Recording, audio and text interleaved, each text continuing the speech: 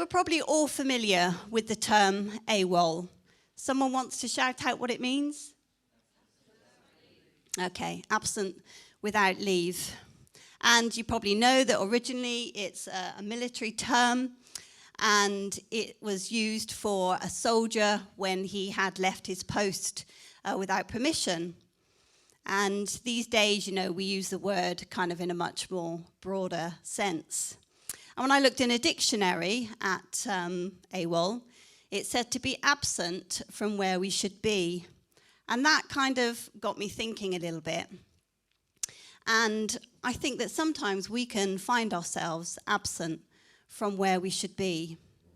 Perhaps physically, we're not really where we think we want to be, whether that's in work, education, just life in general, the small things, Or maybe in our relationships with one another and sometimes with Jesus. We can just not quite be where we think we need to be. So for this morning, I wanted to use that acronym, AWOL, and I wanted to give it a bit of a different meaning for us.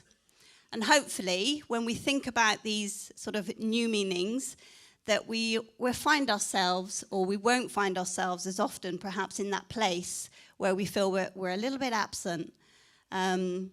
So what I want to make it into is that the A becomes available for God, and the W, willing to serve him, open-hearted, and long haul. We need to be in it for the long haul. And I want to draw some of the things I want to say this morning from the story from the prophet Isaiah. And Isaiah was someone who made himself available to God. And we're going to read from Isaiah 6 in a moment. And he was the one that said, "Here I am, Lord, send me." And he showed this amazing willingness when he said those words. His heart was open to God's leading because he didn't actually know what it was that he was volunteering for. And he needed to be in it for the long haul, as we see. And making ourselves available for God and saying, "Here I am," can actually be a bit risky sometimes. We know that. There are several people in the Bible, apart from Isaiah, who say those words to God, "Here I am, Lord."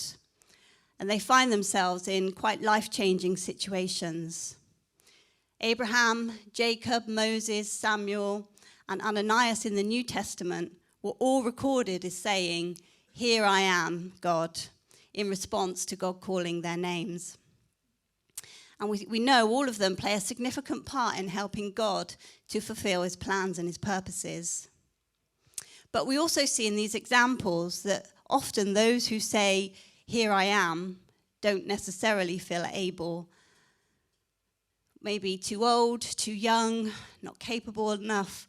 We know that the list can go on, and we can feel that too, can't we? When God asks us to do something, we can just not really feel able to do it, and I think that's probably quite normal, really. And so they doubt themselves, they doubt their abilities. And we see this with Abraham, with Moses, and with Ananias, that all of them, they just doubt somehow that they're capable of doing it. So I'm going to read from Isaiah 6, and it's Isaiah's commission. "In the year that King Uzziah died, I saw the Lord high and exalted, seated on a throne, and the train of his robe filled the temple. Above him were seraphim, each with 6 wings. With 2 wings they covered their faces, with 2 they covered their feet, and with 2 they were flying, and they were calling to one another, 'Holy, holy, holy is the Lord Almighty. The whole earth is full of his glory.' At the sound of their voices, the doorposts and thresholds shook, and the temple was filled with smoke. 'Woe to me,' I cried, 'I am ruined, for I am a man of unclean lips, and I live among a people of unclean lips, and my eyes have seen the King, the Lord Almighty.' Then one of the seraphim flew to me with a live coal in his hand, which he had taken with tongs from the altar. With it he touched my mouth and said, 'See, this has touched your lips. Your guilt is taken away and your sin atoned for.' Then I heard the voice of the Lord saying, "Whom shall I send, and who will go for us?" And I said, "Here I am, send me." So we see Isaiah, he has this wonderful vision of God's glory filling the temple.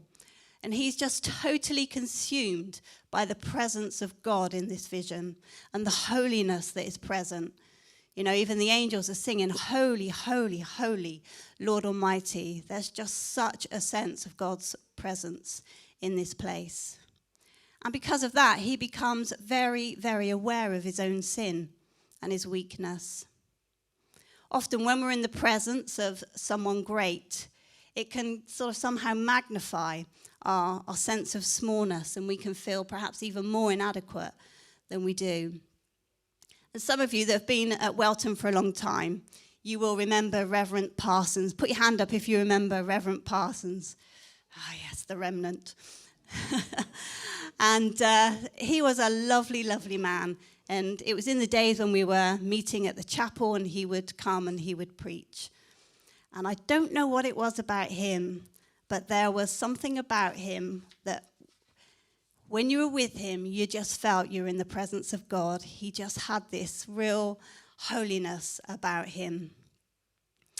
I feel a little bit like that with Jeremy Bedrock as well. Anyone else feel like that with Jeremy Bedrock? I'm sure if you spoke to Claire, she'd probably give you a different story, but anyway. So Isaiah feels really overwhelmed, and he cries, "Woe is me, I am ruined." He feels utterly wrecked in the presence of God, this holy and powerful Yahweh. And no one except the priests were to see God's glory and live. That's what we read in the Old Testament. And so he feels unworthy, unable, unholy. But God takes this coal and he touches his lips and he cleanses him.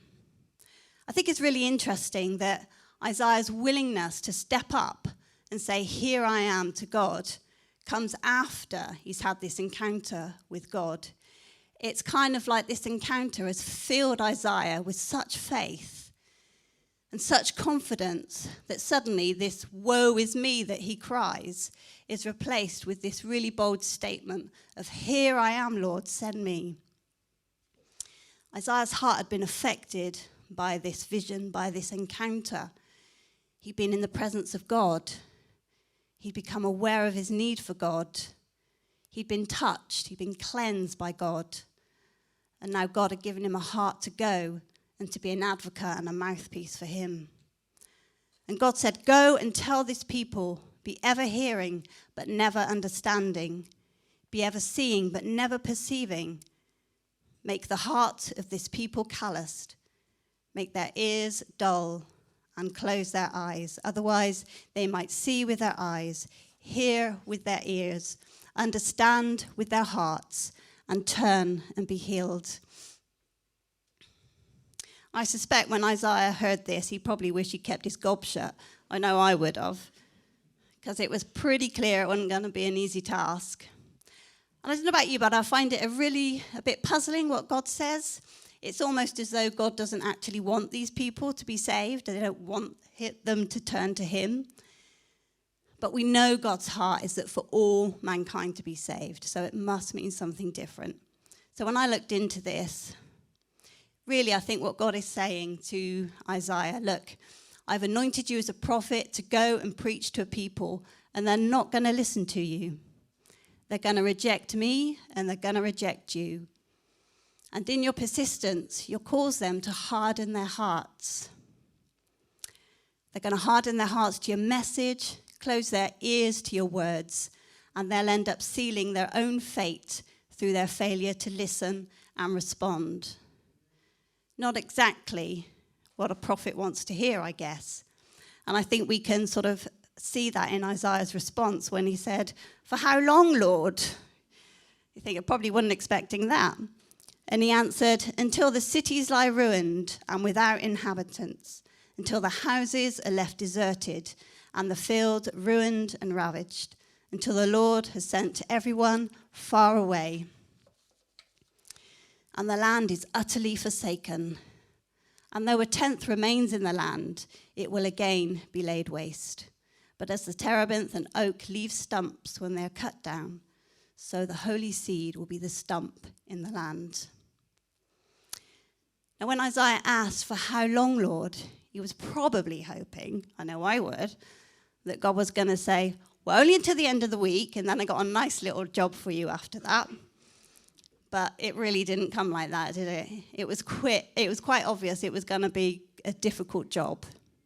It wasn't going to be a quick fix, and it was going to take time. Isaiah needed to be in it for the long haul. But as always with God, there's a glimmer of hope.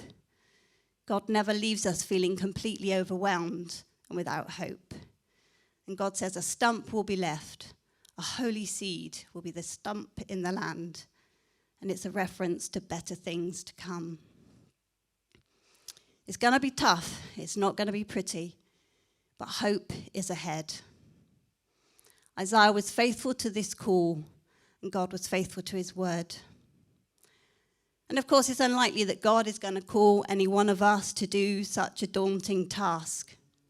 But when he calls our name, he does want our hearts to be positioned towards him in this same way. He wants our availability. He wants our willingness. He wants us to be open-hearted and to be ready to be in it for the long haul. He wants our faithfulness and he wants our yes. And that's without question. That's all of us. He uses everyday simple people like me and you to work with him. We don't need to be superhuman or super spiritual. We know that. We just need to be willing and available. There's this saying, isn't it, that God doesn't call the equipped. He equips the called. And we're all called. I remember during lockdown watching an interview with Jackie Pullinger. Have you heard of Jackie Pullinger? Pop your hand up. Yeah, okay. In case you haven't heard of Jackie Pullinger, she worked in Hong Kong in the what they called the walled city, which was kind of a bit lawless, kind of a bit like, I don't know, it was, she describes it as like a rabbit warren with these shacks and things, just people everywhere. And so she went to Hong Kong. She was just 22 when she went to Hong Kong. And she didn't actually know where she was going. She just prayed that prayer a little bit like Josie said at the beginning, you know, the what, why, and the when. No, what was it? The what, the where, and the when. That's it. Got it. So she prayed something along those lines. She ended up on a ship. She didn't actually know where the ship was going to go or where she was going to end up. But she ended up in Hong Kong Harbour. And she was just 22, as I said, and she probably didn't have a great deal to offer in terms of what the world would think about her. But what she did have to offer was just this willing heart and just wanting to share the love of God with people. And so she began this amazing ministry. If you've ever, I think the book is Chasing the Dragon, if you want to know more about her story. But she began this amazing ministry, just working with the drug addicts and the gang leaders that were there and people with all sorts of problems. But it started really, really small and simple. And when she went, she didn't really know what she was going to get involved in. And God just grew this amazing ministry. And 50 years later, she's still involved, she's still loving, and she's still serving. So I just want to bring this to a close now. You'll be pleased to hear. And the important thing to remember is that when we say, "Here I am, God, send me," to remember who we're actually saying it to. And of course, it's to Jesus that we're saying it to. And we know that Jesus is the one who is for us. He wants the best for us. And he says to us, "I will be with you always." And so when we go, wherever that may be, however we do it, we can know that Jesus will be alongside us. And this is the main thing where we go. He is there with us. It's as much what motivates us as whatever it is that lies ahead of us. It's the send me to Jesus that we're saying. And he just loves it when we're obedient. He loves it when we say yes to him, because then we're just choosing the best that he has for us. In John 14:15 it says, "If you love me, you will obey me." Saying send me means being available, willing, open-hearted, and in for the long haul. So that, just try and remember that AWOL thing. It's, I'm quite visual. And so things like that just help me to remember stuff. And so it's to the person of Jesus as well as the mission of Jesus that we say yes to. And what could be better for us than to do that?